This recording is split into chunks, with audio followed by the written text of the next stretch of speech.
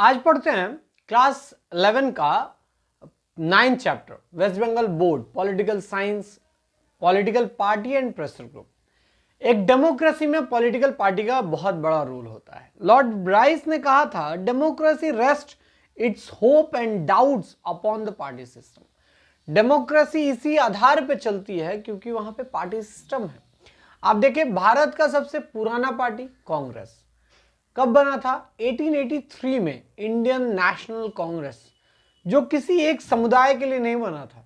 जैसे मुस्लिम लीग सिर्फ मुस्लिम के लिए बना था, वैसे इंडियन नेशनल कांग्रेस किसी एक इंसान के लिए नहीं बना था, इंडिया के लिए बना था, पूरे इंडिया के लिए। तो आप देखिए कि इंडियन नेशनल कांग्रेस अगर नहीं होता तो हमें रिप्रेजेंट कौन करता? क्योंकि इंडिविजुअली अपने आप को रिप्रेजेंट करवाना बहुत मुश्किल था और किसी पार्टी के मदद से अपने आप को रिप्रेजेंट करवाना आसान है, क्योंकि पार्टी में लीडर्स होंगे और वो लीडर्स आराम से उनके साथ बैठ के बात कर पा रहे थे और हम उन्हें सपोर्ट कर रहे थे। जनता एक साथ, प्रधानमंत्री की जो कुर्सी है वो एक है, अकेली पूरी जनता मिलके उस कुर्सी पर नहीं बैठ सकता। इसलिए जनता अपना वोट देके अपने अपने कैंडिडेट को चुनता है और जिसके कैंडिडेट को ज्यादा वोट्स मिलते हैं वो पहुंचता है वहां तक।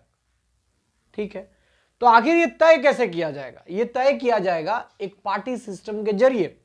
जैसे अगर मान ले कि मैं चाहता हूं कि मैं अकेले इलेक्शन लड़ूंगा, मैं ईमानदार आदमी हूं, चोर नहीं हूं, मैं किसी का पैसा लेके नहीं भागूंगा, तो मैं क्या कर सकता हूं? ज्यादा से ज्यादा क्या कर लूंगा? अगर मैं चाह लूं कि मैं ये ऐसा करूंगा कि मैं क्रांति ला दूंगा अकेले, तो क्या कर सकता हूं? मैं जो विधानसभा के चुनाव होते हैं, पश्चिम बंगाल विधानसभा या मैं जहां का हूं बिहार या कल वेस्ट बंगाल, दोनों जगह से इलेक्शन लड़ सकते हैं। तो पश्चिम बंगाल विधानसभा से मैं इलेक्शन लड़ूंगा तो क्या बनूंगा? एमएलए, क्योंकि मैं इंडिपेंडेंटली खड़ा हो रहा हूं, तो एमएलए बना। एमपी का जब चुनाव होगा, मतलब जनरल इलेक्शंस जब होते हैं 2024 में होंगे, तो उसके लिए क्वालिफिकेशन चाहिए कि आपकी उम्र 25 से ऊपर होनी चाहिए। तो 25 का हो चुका हूं मैं, 25 से आगे ही जा रहा हूं। तो मैं उस इलेक्शन में भी खड़ा हो सकता हूं। क्या बनूंगा? एमपी। इसमें क्या बना? एमएलए। मतलब दोनों में एक साथ नहीं बन सकते, इधर ये इधर हो। तो अगर मैं एमपी बना और लोकसभा में बैठा तो बैठने को कहां मिलेगा? एकदम पीछे सबसे लास्ट वाले बेंच में। मोदी जी के पास तो थोड़ी मिलेगा, क्योंकि वो सीनियर है। तो बोलने का टाइम मिलता है 5 मिनट। एमपी फंड में पैसे आते हैं तो अपने इलाके का आप पैसे भेज सकते हैं, आप अपने इलाके को अच्छा बना सकते हैं, पैसे खर्च कर सकते हैं, डेवलप कर सकते हैं इस अनुसार। लेकिन क्या मैं प्रधानमंत्री बन सकता हूं? बिल्कुल नहीं, क्योंकि अकेले मैं प्रधानमंत्री नहीं बन सकता, क्योंकि लोकसभा में 545 सीटें होती हैं और जिस पार्टी के पास ज़्यादा बहुमत की सीटें होती हैं उसी पार्टी का जो सबसे बड़ा नेता होता है वो प्रधानमंत्री की गद्दी तक पहुंचता है। और यहाँ तो मैं अकेले, इसका मतलब अकेले तो बिल्कुल नहीं हो सकता। और अगर ये 545 सीट्स पे जितने लोग बैठते हैं ये सब अगर इंडिविजुअल भी पहुंचे हों, तब भी सबको एक साथ लाना और एक बुद्धि तैयार करवाना कठिन। और पता चला सुबह ही, अगले सुबह सरकार गिर गई, क्योंकि 5 लोग दूसरे पार्टी में चले गए और दूसरे टीम में चले गए और वो लोग अब मिलके बना रहे हैं। तो इसका मतलब पॉलिटिकल पार्टी चाहिए एक यूनिफॉर्म ओपिनियन तैयार करने के लिए। डेमोक्रेसी मान लो 100% लोग हैं, इस 100% में कम से कम 40% एक साथ है और वो चाहते हैं कि हम इनके साथ जाना चाहते हैं। I want to go with a party. Basically Bharat में 3 ही पार्टी हैं, ए बी सी, और ये तीनों पार्टी के अपने अपने नाम हैं, ए बी सी। आम आदमी, बीजेपी और कांग्रेस, ये एबीसी जो पार्टीज हैं, है ना, तो इनके अपने अपने कुछ वोटर्स हैं, सिलेक्टेड वोटर्स जो इन्हीं को वोट देते हैं। तो एक यूनिफॉर्म ओपिनियन लेके ये गद्दी तक पहुंचते हैं। अगर इंडिविजुअली होता तो कोई भी नहीं पहुंच पाता और ना ही मुख्यमंत्री और ना ही प्रधानमंत्री मिलते हैं। इसलिए पार्टी सिस्टम बहुत जरूरी है अगर डेमोक्रेसी बनाए रखना है तो। अगर अकेले शासन करना है तो वो तो डिक्टेटरशिप की तरफ चला जाएगा, और उसके लिए भी आपके पास पूरी आर्मी मौजूद होनी चाहिए, एकदम दल बल होना चाहिए।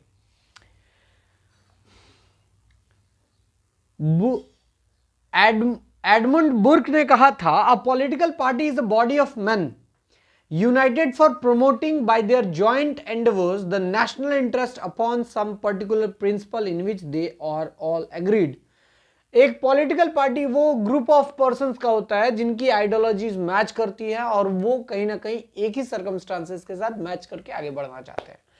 जैसे अगर ओपिनियन के लिए मान लिया जाए तो जो सुनील, अगर एग्जाम्पल के लिए मान लिया जाए तो सनी देओल, गौतम गंभीर, रवि किशन, हेमा मालिनी, ये सब बीजेपी पार्टी के हैं. तो बीजेपी पार्टी का कोर आइडियोलॉजी हिंदुइज्म है. तो इसका मतलब कि इनकी भी आइडियोलॉजी हिंदुइज्म है, क्योंकि इस बात से ये हट नहीं सकते जब तक पार्टी में है. कांग्रेस एक सेकुलर और सोशलिज्म का कोर आइडियोलॉजिज्म लेके चलता है. आम आदमी पार्टी भी गांधी और भगत सिंह की आइडियोलॉजी लेके चलती है, जिनके पास थोड़ा सोशलिज्म भी है. तो ऐसे हर पार्टी का अपना अपना सोशलिज्म होता है, तो हर पार्टी का अपना अपना आइडियोलॉजीज होता है. सॉरी. तो जिन सेक्शन को, मतलब जिन लोगों को जो पार्टी में पसंद आता है वो पार्टी को वो लोग चॉइस करते हैं. मैकाइवर ने कहा था, प्रिंसिपल और policy which by constitutional means endeavour to make the determinants of government. Principle और पॉलिसी, जिस प्रिंसिपल को, जैसे अभी बीजेपी शासन कर रही है तो बीजेपी की कोर आइडियोलॉजी हिंदुइज्म है, तो ऑब्वियसली जनता जो है अभी हिंदुइज्म को ज्यादा इंटरेस्ट ले रही है, इसीलिए ये आइडियोलॉजी सरकार में आई है और सरकार चला रही है. तो यही कहा मैकाइवर ने, प्रिंसिपल और policy which by constitutional means endeavours to make the determinant of a government. अच्छा, पॉलिटिकल पार्टी की ओपिनियन दिया मार्क्स ने, और मार्क्स ने कहा कि पॉलिटिकल पार्टी जो होती हैं वो सारी पॉलिटिकल पार्टी एक जैसी नहीं होती है. हर पॉलिटिकल पार्टी का अपना एक एजेंडा होता है पीछे का, मतलब वो किसके लिए बनी है वो पार्टी.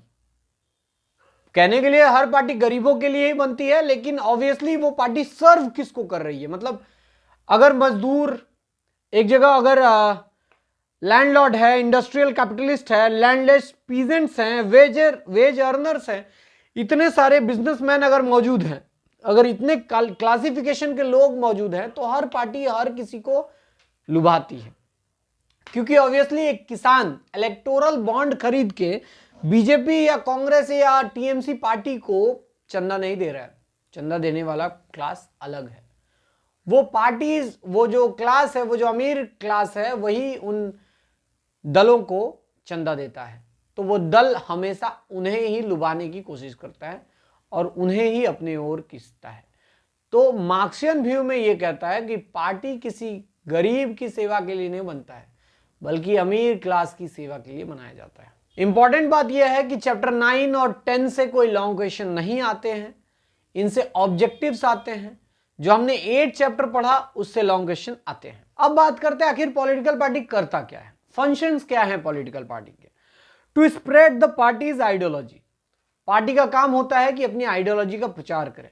अभी राहुल गांधी कन्याकुमारी से कश्मीर जा रहे हैं भारत जोड़ो यात्रा लेकर, जिसमें वो अपने आइडियोलॉजी को बढ़ा रहे हैं. वो सेकुलरिज्म और सोशलिज्म को बता रहे हैं और कह रहे हैं कि हम नफरत को हटा देंगे और प्यार बांटेंगे.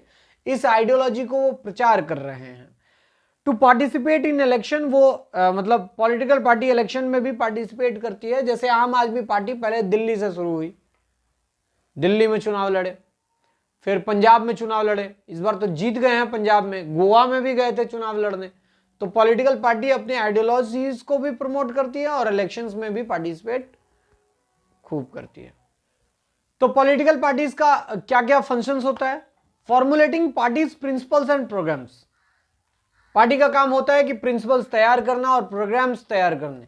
मतलब क्या क्या अभियान चलाया जाएगा, कैसे जनता तक हम कम्युनिकेट करेंगे, कैसे हम जनता को बताएंगे. जैसे अभी एक इनिशिएटिव चल रही है, शायद आपने देखा हो या ना देखा हो. अगर नहीं देखा हो तो जरूर सर्च करें. उस ग्रुप का नाम है जन सुराज. प्रशांत भूषण जो है, प्रशांत भूषण जो जब पश्चिम बंगाल में चुनाव चल रहा था तो दीदी के पॉलिटिकल स्ट्रैटेजिस्ट थे, ममता दीदी के. अभी वो बिहार में एक रैली चला रहे हैं जिसका नाम है जन सुराज आगे जाके पॉलिटिकल पार्टी ही बनेगा, अल्टीमेटली सबको सत्ता चाहिए। तो अभी वो जन सुराज क्या कर रहा है, थोड़ा ये देखें। जन सुराज क्या कर रहा है, हर गांव में, बिहार के हर जिले में, हर गांव में, हर कस्बे में पहुंच रहा है और अपनी बातें रख रहा है, जनता के दिमाग में क्वेश्चन उठा रहा है, पूछ रहा है कि देखो नीतीश बाबू ये कर रहे हैं और तेजस्वी यादव ये कर रहे हैं और कैसे लूटा जा रहा है तुमको। तो एक थर्ड ऑप्शन के रूप में उभरना चाहता है और आना चाहता है। तो पॉलिटिकल पार्टी अगर तैयार करना है तो पहले अपनी प्रोपगेशन भी करनी है, प्रिंसिपल भी तैयार करना है और प्रोग्राम भी तैयार करना है। अगला, propagating parties ideologies and principles. Her party का काम होता है कि वो अपनी आइडियोलॉजी को प्रोपगेट करे। जैसे जो बीजेपी है, बीजेपी अपनी पार्टी का आइडियोलॉजी क्या है, हिंदुइज्म कोर आइडियोलॉजी है, तो वो उनकी जो भी प्रोपगेशन होती है, जो भी प्रचार होता है, वो सब कुछ वो हिंदुइज्म को केंद्रित करके। अगर आप सीपीएम को देखें तो उनकी आइडियोलॉजी मार्क्स है, तो उनके भाषणों में ऐसा होता है कि हम बदलाव लाएंगे, क्रांति लाएंगे, है ना। एरा बोड़ो लोग, अमीर लोग हैं जो हमारे ऊपर शोषण कर रहे हैं, ये मतलब हम इन्हें गिरा देंगे, तो इन अप्रोच में चल रहा है। और इधर राहुल गांधी प्यार बांटने में और सोशलिज्म का नारा देने में, बदलाव लाने में, नफरत की राजनीति हटाने में इस आइडियोलॉजी को लेकर चल रहा है। सबकी अपनी अपनी आइडियोलॉजी है। प्रोवाइडिंग लीडरशिप, पॉलिटिकल पार्टी हमें लीडरशिप देता है। जैसे हमें लालू प्रसाद यादव मिले, क्या किया जिंदगी में वो अलग बात, क्योंकि हमें यहां बात करना है लीडरशिप के बारे में। मुलायम सिंह यादव, ममता दीदी, अकेली मुख्यमंत्री है महिला पूरे भारत में, मोदी जी खुद, तो इतने सारे हमें नेता मिले जो कि ऑब्वियसली इतने दूर तक पहुंचे तो डिजर्विंग है, नहीं तो कैसे पहुंचते। टेकिंग पार्ट इन इलेक्शंस, राजनीतिक पार्टी इलेक्शंस में पार्टिसिपेट कर सकती है। जैसे धीरे धीरे आम आदमी पार्टी अब पश्चिम बंगाल में भी अपने पैर पसारना शुरू कर चुका है, कहीं ना कहीं प्रचार करता है, कहीं ना कहीं लिफलेट्स बांटता है, कहीं ना कहीं किसी ऑर्गेनाइजेशन, वकील समाज को अट्रैक्ट करता है कि भैया आओ तुम हमारी पार्टी में। Try to win the election, हर पार्टी कोशिश करती है कि हम इलेक्शन जीतें। जैसे पिछले बार जब आम आदमी पार्टी कांग्रेस, मतलब आम आदमी पार्टी पंजाब में लड़ी थी तो बहुत कम सीट्स जीते थे, और इस बार तो कांग्रेस भी साफ और बीजेपी भी, और आम आदमी पार्टी पूरा एकदम पूरी बहुमत के साथ पंजाब में बन गई। प्रोवाइडिंग द गवर्नमेंट, सरकार बनती है, अगर पॉलिटिकल पार्टी नहीं होता तो सरकारें कौन बनाता। जैसे अगर पश्चिम बंगाल विधानसभा में 294 सीट्स हैं, अगर 294 लोग अलग अलग इंडिविजुअल होते हैं तो सबको मनाना और तैयार करके सरकार चलाना तो कितना कठिन काम होता है। इसीलिए एक पार्टी को ज्यादा वोट मिल गया तो ये ज्यादा आसान होता है, क्योंकि पार्टी मेंबर्स पार्टी विप पे काम करते हैं। पार्टी विप क्या होता है, जैसा पार्टी का लीडर कहेगा, अगर पार्टी का लीडर कहेगा कि ए को वोट दो तो सबको उसको वोट देना है। अगर पार्टी का लीडर कहेगा कि इस बिल में हम वोट नहीं करेंगे, हम आउट रहेंगे सदन से, तो आउट रहना है। यह है पार्टी विप। तो इस अनुसार कम से कम चल पाता है, नहीं तो अगर इंडिविजुअल रूप से देखा जाए तो वो चल ही नहीं पाता। अब बात करते हैं classification of party system. Bharat में कितने प्रकार की पार्टी सिस्टम है, अब बात करते हैं क्लासिफिकेशन ऑफ पार्टी सिस्टम, मतलब कितने प्रकार की पार्टी सिस्टम होती है। पार्टी सिस्टम 3 प्रकार की होती है, one party system, bi party system, multi party system. One party system, जहां पे सिर्फ इकलौता एक ही पार्टी हो, उसे कहते हैं वन पार्टी सिस्टम, जिसके एग्जाम्पल हैं चाइना। चाइना में कम्युनिस्ट पार्टी ऑफ चाइना, और अगर कोई छोटी मोटी पार्टी है तो उनका तो कुछ लेना देना भी नहीं है, क्योंकि बेसिकली वहां पे एक ही पार्टी रूल करता है, वो है कम्युनिस्ट पार्टी ऑफ चाइना। कहने के लिए वो एक डेमोक्रेटिक देश है, लेकिन डेमोक्रेसी के नाम पे डी भी वहां पे है नहीं, क्योंकि वहां का जो राष्ट्रपति है जी जिनपिंग, वो अगले 2035 तक वहां पे गद्दी पे बैठेगा अगर जिंदा रहा तो, और आगे भी कार्यकाल बढ़ाया जा सकता है। तो ये है वन पार्टी सिस्टम का एग्जाम्पल, जहां पे इलेक्शंस तो होते हैं लेकिन उस डेमोक्रेसी में क्या ही बचा है अगर चेंज नहीं आता है। इसके बाद आता है टू पार्टी सिस्टम, मतलब बाई पार्टी सिस्टम। जैसे अमेरिका, जहां पे डेमोक्रेटिक और रिपब्लिकन 2 पार्टी हैं। जैसे ब्रिटेन, जहाँ पे कंजर्वेटिव और लेबर पार्टी है। तो यहाँ पे पार्टी सिस्टम मतलब 2 पार्टी सिस्टम में उस देश में बेसिकली जो ज्यादा मात्रा में 2 ही पार्टी मानी जाती हैं। और मल्टी पार्टी सिस्टम आप भारत में देख लें, भारत में आए दिन पार्टी बनती रहती है। अभी मैंने जन स्वराज के बारे में कहा, अभी तक ये पार्टी बनी नहीं है, पॉलिटिकल पार्टी नहीं बनी है, लेकिन ज़्यादा समय लगने वाला नहीं है। इनके अलावा आप इंडिया के अलावा आप फ्रांस, इटली और बहुत सारे देशों में आप मल्टी पार्टी सिस्टम देख सकते हैं। भारत में पार्टियों के में भी डिवीजन है, नेशनल पार्टी और रीजनल पार्टी। और ये पार्टियों कैसे बनी, इनके पीछे भी अपनी अपनी स्टोरीज हैं कि आखिर एक पार्टी कैसे बनती है और कैसे बनी। जैसे आप देख सकते हैं भारत में पैटर्न जो है, certain party emerged with the heritage of national movement. कुछ पार्टी जब नेशनल मूवमेंट शुरू हुआ था, भारत की आजादी की बात चल रही थी, उसी बनी थी, जैसे इंडियन नेशनल कांग्रेस, और आज भी चल रही है। कुछ पार्टीज जो होती हैं वो सेकुलरिज्म लेके नारा लेके आई थी और मजदूरवाद का नारा लेके आई थी, जो मजदूरों को उनका अधिकार दिलाना चाहती थी। और उस बेसिस पे एक पार्टी बनी जिसका नाम था कम्युनिस्ट पार्टी और left party. Certain parties with the conservative, कुछ पार्टी थी जिनकी आइडियोलॉजी कंजर्वेटिव था, हिंदू नेशनलिस्ट जो आउटलुक लेके पार्टी बनी, उनका नाम था भारतीय जनता पार्टी। कुछ पार्टीज थी जो डिफरेंट मुद्दे पे लेके, मतलब जैसे झारखंड मुक्ति मोर्चा, नाम से ही जाहिर है कि झारखंड को आजादी करने के लिए ही पार्टी बनी थी, मतलब झारखंड को ही। तो ये झारखंड मुक्ति मोर्चा पार्टी आपको भारत में झारखंड छोड़ के और कहीं दिखेगा? नहीं दिखेगा।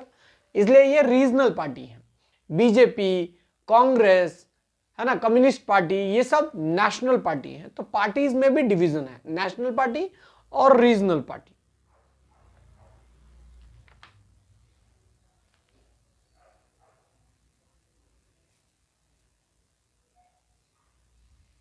जैसे कौन कौन से नेशनल पार्टी हैं? Congress, Bharatiya Janata party, Bahujan Samaj party, communist party of India, communist party of Marxist, national Congress party NCP जो शरद पवार वाली पार्टी है, वो भी नेशनल पार्टी है। तो आखिर ये पार्टी सिस्टम का जो कंसेप्ट भारत में सही समय से, जो आखिर ये पार्टी सिस्टम का कंसेप्ट जो भारत में रेडी हुआ, ये इलेक्शंस के बाद, मतलब 1952 के बाद।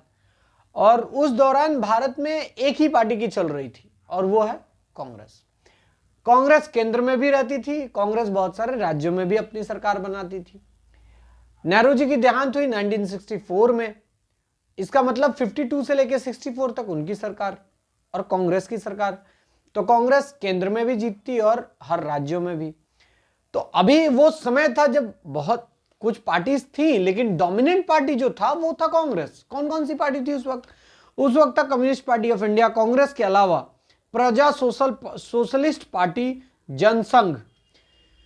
तो ये पार्टीज तो थी छोटी छोटी, लेकिन ये सरकार नहीं बना पा रही थी, मतलब केंद्र में नहीं आ पा रही थी। लेकिन 70 के बाद 1970 या 77 तक धीरे धीरे कांग्रेस टूटने लगा। कांग्रेस से टूट के बहुत सारी पार्टीज बनने लगी और कुछ पार्टीज भी और टूटी, जिसके बाद जैसे जनसंघ टूटा तो बीजेपी बना, भारतीय जनता पार्टी। तो जनसंघ एक बार 1977 में कुछ दिनों के लिए सरकार में आई भी थी, केंद्र सरकार में, और अपनी सत्ता जमाई भी थी, लेकिन ज्यादा दिन तक बनी नहीं। भारतीय जनता पार्टी जो थी, भारतीय जनता पार्टी 1996 में आया था, लेकिन वो सरकार 13 दिन में गिर गई। प्रधानमंत्री हमारे अटल बिहारी वाजपेयी थे। 1999 में आया तो 2004 तक रहा, 5 साल पूरा। लेकिन 2004 में फिर कांग्रेस ने आया। वो कांग्रेस की सरकार नहीं थी, वो यूपीए की सरकार थी। मतलब बहुत सारी रीजनल पार्टीज को भी मिला के, बहुत सारी पार्टीज को मिला के वो सरकार बनाया था। कोalition गवर्नमेंट था। जब भी किसी पार्टी के पास बहुमत नहीं आता तो उसे कोalition गवर्नमेंट कहते हैं। तो 1977 के बाद, मतलब जब कांग्रेस का मतलब वो जो डोमिनेंस था वो जब खत्म होने लगा, उसके बाद से लेके लगभग 2014 तक, अभी बीजेपी के पास बहुमत है, 2014 तक किसी भी पार्टी के पास कोई भी बहुमत नहीं आती थी कि वो सरकार बना ले केंद्र में। तो उसे मिलजुल कर ही सरकार बनाना पड़ता था दूसरी पार्टियों के जरिए। अच्छा, कौन सी पार्टी को नेशनल पार्टी कहा जाएगा और कौन सी पार्टी को रीजनल पार्टी कहा जाएगा, ये कहेगा कौन? ये पहचान देगा कौन कि ये पार्टी नेशनल पार्टी है और वो पार्टी रीजनल पार्टी है? ये पहचान देने का पावर इलेक्शन कमीशन को दिया गया है। इलेक्शन कमीशन को ये पावर आर्टिकल 324 में दिया गया है, जो कि संविधान में लिखा हुआ। उसके अनुसार अगर चाहे इलेक्शन कमीशन किसी पार्टी को रिकॉग्नाइज करना एज ए नेशनल पार्टी तो कर सकता है। नेशनल पार्टी बनने के लिए क्या क्राइटेरिया है? पहला criteria, the candidate setup by the party in any 4 or more states or the last general election to the House of the People or Legislative Assembly।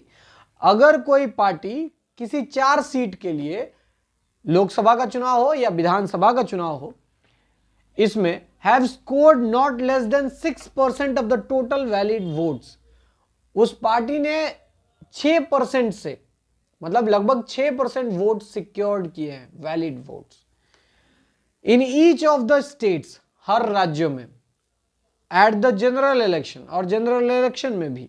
In addition it has return at least 4 members to the house of the people, और अगर उस party के कम से कम 4 लोग लोकसभा में जाके बैठे हैं, मतलब जीत के, to the house of the people at the aforesaid last general election from any state और स्टेट्स, किसी भी स्टेट से या किसी भी स्टेट से कम 4 MP दिया है उस पार्टी ने लोकसभा में।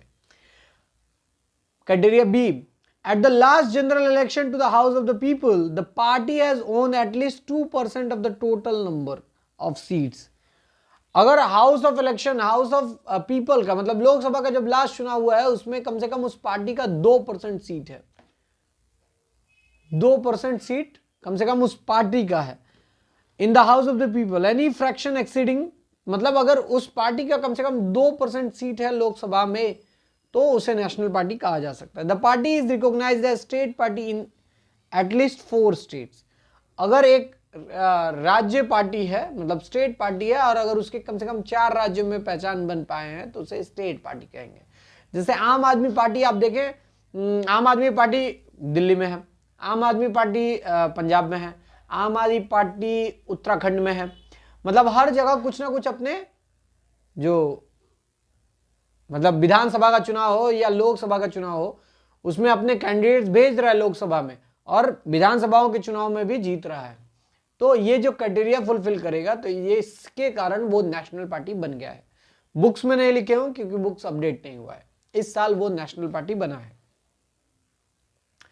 नेशनल पार्टी के रीजन तो अलग अलग था। नेशनल पार्टी मतलब कुछ सोशलिज्म के आधार पे बना, कुछ नेशनल मूवमेंट चल रहा था तब से चल रहा था। तो अगर नेशनल मूवमेंट के अनुसार चलना चाहिए तो भारत आजाद हो गया था तो डिसॉल्व हो जाना चाहिए था कांग्रेस को, लेकिन कांग्रेस चलाने वालों को तो गद्दी की लालच थी तो कांग्रेस चलता रहा। हर पार्टी का नेता को कुछ ना कुछ लालच है। तो इसके बाद अब आते हैं रीजनल पार्टी। रीजनल पार्टी अलग अलग कारणों की वजह से बनता है। जैसे झारखंड मुक्ति मोर्चा, उस झारखंड के इशू को लेकर ये पार्टी बनी थी। कुछ पार्टीज रीजनल पार्टी होती हैं जो एक इंसान के केंद्रित करके बन जाता है, जैसे TMC, all India Trinamool Congress. इसकी आइडियोलॉजी कुछ खास है ही नहीं, मतलब अगर इसकी अपनी आइडियोलॉजी अगर है तो ये कांग्रेस से कितना अलग है ये नहीं बताया जा सकता। इसका मतलब ये पार्टी करिश्मा पे बनी है। किसकी करिश्मा से बनी है? ये पार्टी ममता दीदी की करिश्मेटिक पर्सनालिटी के कारण ये पार्टी बनी और टिकी। आगे कहां तक जाएगी ये ममता दीदी जब तक जीवित है तब तक। AIDM के जो पार्टी है ये भी जो उनके लीडर्स हैं उनके कैरिस्मेटिक अप्रोच के कारण बना। कुछ पार्टीज उस वक्त की जरूरतों के कारण बने, वहां के economic causes, political causes, cultural causes, इन सारी कारणों के कारण बहुत सारे रीजनल पार्टी तैयार हुए थे। जैसे अकाली दल पार्टी है तो वो पंजाब में है तो वो सिखों के एस्पेक्ट के लिए बात ज्यादा करेगा। तो ऐसे सेंस से बहुत सारी रीजनल पार्टी तैयार हुई थी। रीजनल पार्टी बनने के कंडीशंस क्या हैं? At last, the general election to the Legislative Assembly of the state, the candidates set up by the party have secured not less than 6% of total valid votes polled in the state। मतलब अगर party ने कम से कम 4 लोगों की fielding की थी states के elections के लिए, मतलब ताकि 4 लोग कम से कम इलेक्शंस में लड़े, जितने भी लोग, तो उसमें कम से कम 6% वोट सिक्योर्ड होना चाहिए। कई सारे कंडीशंस है एक पार्टी को रीजनल पार्टी बनने के लिए। ऐसा नहीं है कि मैंने एक पार्टी खोज ली है और तुरंत ही वो स्टेट पार्टी कहलाने लगेगी, नहीं। आपको उसके कंडीशंस फुलफिल करने होंगे जो कि कहा गया है। जैसे लेजिस्लेटिव इलेक्शन में जो है कम से कम 6% वैलिड वोट सिक्योर करने होंगे, लोकसभा के चुनाव में कम से कम 6% वैलिड वोट्स आने चाहिए, विधानसभा के चुनाव में कम से कम 3% वहां के सीट का आना चाहिए, मतलब आपके पास भी कम से कम 3% सीट सिक्योर्ड हो। 294 सीट्स है विधानसभा में और आपके पास मतलब 3% वोट होना चाहिए, सीट होना चाहिए, 3% सीट होना चाहिए। अगर ये सारे कंडीशंस और क्वालिफिकेशन अगर आप फुलफिल करेंगे तब कहेगा इलेक्शन कमीशन कि आप एक रीजनल पार्टी हैं, तब रीजनल पार्टी में काउंट होगा।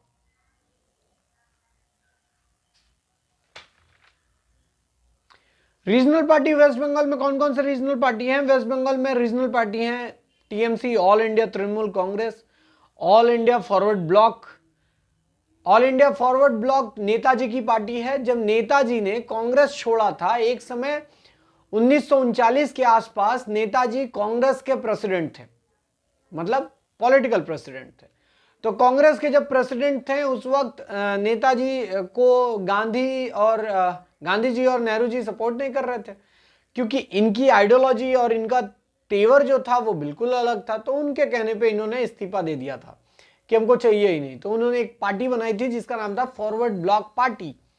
फॉरवर्ड ब्लॉक पार्टी के बनाने के बाद वो तो चले गए जर्मनी, जापान, ताकि वो अपना आजाद हिंद फौज तैयार कर सकें और देश को आजाद कराएं।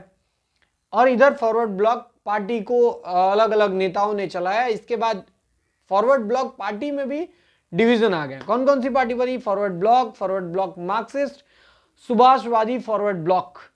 ऑल इंडिया तृणमूल कांग्रेस 1998 में बना था। पहले ममता दीदी एक कांग्रेस की नेता थी, बाद में उन्होंने आइडिया देखा कि इनके साथ जाके फायदा नहीं है, अपना खुद का एक बनाएंगे। तो 1998 में उन्होंने तृणमूल कांग्रेस पार्टी बनाई थी। पहली बार 2011 में ये पार्टी विधानसभा में बहुत सारे बहुमत इलेक्शन जीत के आई थी और कांग्रेस को बाहर कर दिया। दीदी इलेक्शन में 2014 के इलेक्शन में लोकसभा में दीदी के पास, मतलब टीएमसी के पास 37 सीट्स थे। 40 तो होते ही हैं, 40-42, उसमें से लगभग 37 सीट्स थे वहां पे दीदी के पास। तो ये पार्टी धीरे धीरे ग्रीव कर गई 2011 के बाद। अभी दीदी का 3rd टर्म चल रहा है। तो ये है रीजनल पार्टीज के बारे में। इसके अलावा इस चैप्टर में क्या पढ़ना है? प्रेशर ग्रुप्स के बारे में पढ़ना है। प्रेशर ग्रुप मतलब वो ग्रुप जिसकी कोई पॉलिटिकल आइडेंटिटी नहीं है, मतलब ये इलेक्शन नहीं लड़ता, लेकिन ये प्रेशर तैयार कर सकता है किसी पॉलिटिकल पार्टी के ऊपर, ताकि वो पॉलिटिकल पार्टी एक फैसला ले। जैसे कृषि कानून जो थे वो सरकार ने पास किए थे किसानों के खिलाफ या किसानों के लिए, लेकिन किसानों को पसंद नहीं आया तो किसानों ने विरोध किया, यूनियंस ने विरोध किया, पार्टी बन गई अलग अलग। तो इस विरोध के कारण आखिर सरकार को वो तीनों कानून वापस लेने ही पड़े। वो ग्रुप कहलाएगा प्रेशर ग्रुप। डेमोक्रेसी अकेले पॉलिटिकल पार्टीज पे तो चल नहीं सकती, क्योंकि पॉलिटिकल पार्टीज ज्यादातर किसी ना किसी का फायदा देखते हैं या अपना, लेकिन प्रेशर ग्रुप कभी ना कभी मतलब पॉलिटिकल पार्टी को इतना बाध्य कर देता है कि सरकार को फैसला लेना ही पड़ता है। क्या है फीचर्स, क्या है प्रेशर ग्रुप के?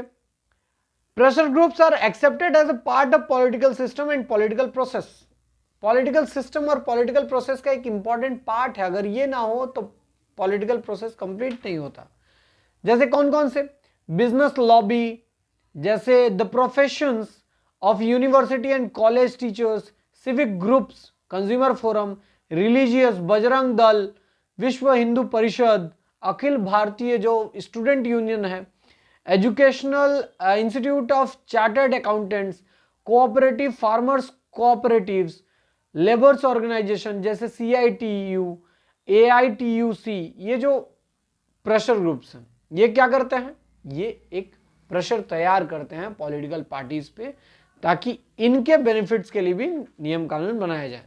The members of pressure groups are linked by common bond and they share common attitudes. अब अगर कोई टीचर्स ग्रुप है, टीचर्स यूनियन है, तो वो क्या चाहेगा कि भैया हमारे पैसे बढ़ाए जाएं, हमें DA मिले, है ना, हमारा बेसिक बढ़ाया जाए, और इसके कारण वो सब एक साथ जुड़ेंगे, प्रोटेस्ट करेंगे कि हमारा पेमेंट बढ़ाया जाए, तो ये प्रेशर ग्रुप है। Pressure groups attempt to influence the direction of the government policy by various forms of persuasion. Pressure group चाहे तो सरकार को उनके फैसले बदलने के लिए बाध्य कर सकती है। अब बात करते हैं basic feature of Indian party system. इस चैप्टर से हमारे लॉन्ग क्वेश्चंस नहीं आएंगे, शॉर्ट क्वेश्चंस आएंगे, तो बकायदा आप सारे शॉर्ट डिटेल्स जरूर पढ़ें। जहां तक बात है, आप वीडियोस के कमेंट में कहते हैं कि सर पीडीएफ भेजें। आपके पास जो बुक है ना, वो अपने आप में एक बहुत बड़ा कंटेंट है। आप बुक्स को थॉरो करें। जब आप वीडियोस देख लेते हैं तो कम से कम बुक्स पढ़ें, एक बार रीड तो करें। आप देखेंगे कि आपको लगेगा कि आपको सब आता है, लेकिन आप पढ़ते नहीं हैं। आप रीड नहीं करेंगे तो आप कैसे सीखेंगे। आगे, basic feature of Indian political system. Indian political system में क्या क्या फीचर्स हैं, क्या क्या खासियत है। पहला, stable parliamentary system without a bi party system. Bharat में बाई पार्टी सिस्टम नहीं है, लेकिन फिर भी सरकार स्टेबल रहती है। यह सरकार 10 साल से चल रही है, 2024 में इलेक्शन है। अगला, existence of multi party system.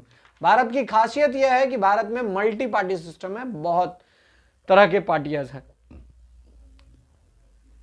Instability, कभी कभी देखा गया है, मतलब 1996 में जो अटल बिहारी वाजपेयी जी की सरकार जो 13 दिन में गिर गई, ये सारी अपवाद है, एक्सेप्शन है भारत की इतिहास में। जैसे आम आदमी पार्टी की जो पहली सरकार बनी थी वो 47 दिन में गिर गई थी। तो ये अनस्टेबिलिटी भी देखने को मिलता है इंडियन पॉलिटिकल सिस्टम में। एब्सेंस ऑफ स्ट्रॉन्ग ऑपोजिशन, अभी जो हाल है भारत में, अभी लोकसभा का क्या हाल है, लगभग 545 में मोदी जी के पास 354 सीट है, 303 बीजेपी के खुद के और बाकी जो अलाइड पार्टीज है उनका। तो जो ऑपोजिशन पार्टी है वो कैसी है, वीक है। तो भारत की पॉलिटिकल सिस्टम में हमेशा ऑपोजिशन वीक रहता है।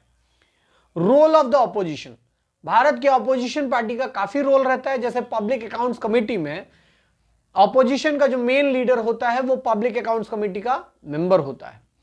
तो ऑपोजिशन का भी अपना एक रोल है, क्योंकि वो ऑपोजिशन अगर विरोध नहीं करता, अगर संसद में ऑपोजिशन हल्ला ना करे, तो आपको पता ही नहीं चलेगा कि सरकार क्या कर रही है और क्या नहीं कर रही है और क्या करना चाहिए।